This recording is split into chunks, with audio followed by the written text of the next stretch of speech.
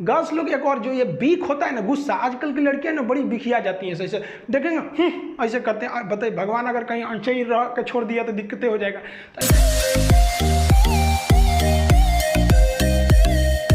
बीख मत किया कीजिए।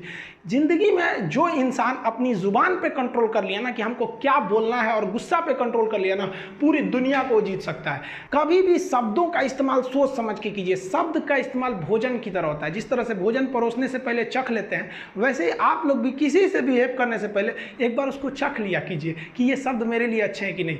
एक बार क्या था कि हम क्लास में पढ़ाते हैं, लड़कियां लेट हो जाती, जो लड़कियां देख रही हैं उनको पता होगा, अगर लड़की गलती से भी क्लास में लेट आई ना तो उसको बहुत बोलते थे हम। लेकिन मंडे टू फ्राइडे क्लास रहता था, सैटरडे संडे जो एक्स्ट्रा क्लास रहता था उसमें हम खुद ही 15, 20, 25 मिनट लेट हो जाते थे हम, क्योंकि सैटरडे वाले क्लास 3-4 घंटा चलता था, तो हम भी थोड़ा सा लेट हो जाते थे। कोई लड़की बोलती नहीं थी। एक दिन एक लड़की बोली कि सर बताइए ना, हम लोग 10 मिनट लेट कर देते हैं, 5 मिनट लेट करते हैं, तो आप इतना बोलते हैं। आज आप इतना लेट आए हैं, लेकिन क्या करें, आपको तो बोलने वाला कोई है नहीं है। इनडायरेक्टली वो लड़की हमको बोलना ही चाहती थी कि आप क्यों लेट आ रहे हैं। लेकिन जरा सोचिए, अगर वही कहती कि हम लेट आते हैं तो बोलते हैं, आप लेट आएंगे तो कोई नहीं बोलेगा, क्या है, बात तो सेम है। लेकिन इतना बेहतरीन ढंग से बोली ना कि हमको खुद ही रियलाइज़ हो गया। हम कहें कि तू हमको सिखा रही है, हंसी मजाक में ख़त्म हो गया यहाँ चीज़ को। तो ये अगर आपको बोलने का तरीका आ गया ना, तो आप किसी को डांट भी दीजिएगा तो उसको समझ में नहीं आएगा कि जो हमको डांट रहा था, रियली में तो हमको डांटिए रही थी वो, लेकिन कितना घुमा के डांटी। तो गुस्सा पे कंट्रोल कीजिएगा। आप दुनिया में कभी किसी को खुश नहीं रख सकते हैं, और आप कितने बुलंदी पे चले जाएंगे ना, लोग आपको गाली देने वाले मिलेंगे ही। आप राष्ट्रपति से लेकर देखिए, आप नरेंद्र मोदी से तो बड़े नहीं ना हैं, प्रधानमंत्री, उनको भी आपको देखिएगा गाली देने वाले मिलेंगे सब। आपको हम अपना एग्जांपल देते हैं, हम इतना मेहनत से चाइना बॉर्डर पे क्या हो रहा है, कहाँ क्या हो रहा है, इतना बेहतरीन ढंग से आपको बता देते हैं कोई भी चीज़ को। अभी क्या किया, एक लड़का कमेंट किए, देखिए इनका कमेंट देखिए, हम जानबूझ के आपके सामने लाए। लिखे कि साले पैसे की फंडिंग करके तू पाकिस्तान को ट्रांसफ़र करेगा। आप जरा देखिए, ये भाई साहब को मेरे लिए कुछ नहीं पता है। पटना में आज भी अगर किसी को ब्लड घट जाता है तो मेरे पास आता है, अनाथ बच्चों को हमारे पास भेज दिया जाता है। ये सब ये हमारे बारे में कुछ नहीं जानते हैं, ये अपनी मेंटेलिटी दर्शा रहे हैं यहाँ पर। अब एक नॉर्मल आदमी क्या रहेगा, या तो इसको भी गाली देगा या तो इसको ब्लॉक कर देगा।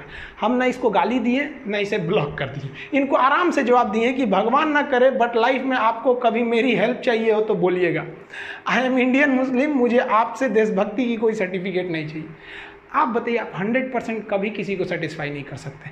कुछ लोग ऐसे होते हैं जो केवल इसीलिए पैदा हुए हैं कि दूसरे चीज़ में कमियां निकालें। आप ताजमहल घूमने जाइएगा, वहाँ भी ताजमहल की लोग कमियां निकालेंगे, और वो लोग कमी निकालेंगे जिनका खुद का घर कुछ काम का नहीं है, वो लोग उसमें कमी निकाल देते हैं। और इस तरह के घटिया लोग 1 से 2% हैं, बाकी 98% लोग अच्छे हैं। लेकिन समस्या क्या है कि वो 98% लोग शांति से रहते हैं, और यही तो खचरई करते हैं, ये दिख जाते हैं तो हमें लगता है पूरी समाज खराब है। नहीं बाबू, ऐसे लोग केवल 2% है, और इन्हें कोई नहीं ठीक कर सकता है। ये लोग कभी नहीं सुधरेंगे।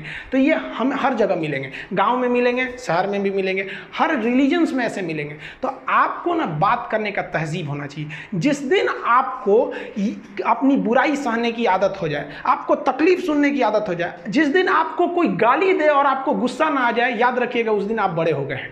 उस दिन समझ जाइएगा कि हाँ हम बड़े हो गए, अब नहीं। वरना ऐसा नहीं कि दाढ़ी मूंछ आ गए आप बड़े हो गए तो इससे बड़ा कहा जाता है। इंसान मेंटली बड़ा होता है। आपको पता है, ये भाई साहब मेरा फिर से रिप्लाई किए थे कि सॉरी सर हम आपके बारे में बोल दिए, लेकिन अगर हम इसे गाली देते तो ये फिर पलट के गाली देता, क्योंकि शुरुआत में ही गाली दिया हुआ था। तो सत्य और अहिंसा का मार्ग आज भी जिंदा है, केवल अपनी जुबान पे आप कंट्रोल रखें।